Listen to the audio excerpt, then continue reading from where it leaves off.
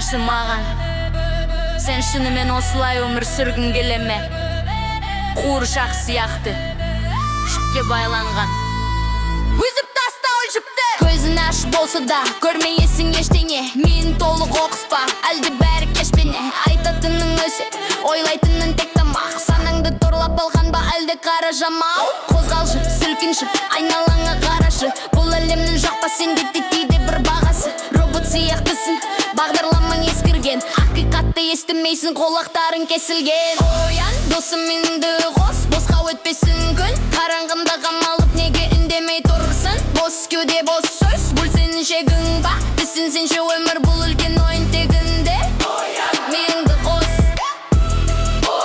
көзіңді аш. Меніңді қос, көзіңді аш. Біреудің өмірін андымен өтеді уақытың. Өзіңді жоғалттың ба, таппай жүрсің бағытың. Телефонның ішінде экранға таңылған жалған күлкі жасанды өмір бәрінен жалықтың. Сеніме қару бірақ қалысы жатыр. Ішіңдегі тұлға әлде қашан болып қабір. Сөйлесең бос сөз, істесең нәтиже жоқ. Сенің матүрең етіп та ашудың да керегі жоқ. Білімізде кітап оқы, санаңды жарқырат. Топастықтың қабырғасы соққымен қатты кірарат. Ертең кеш болады, бүгіннен бастап қыданды түзеу керек алдымен. Мына кісіп қоғанды. Сен адамсың, ал емессің жемге алданатын.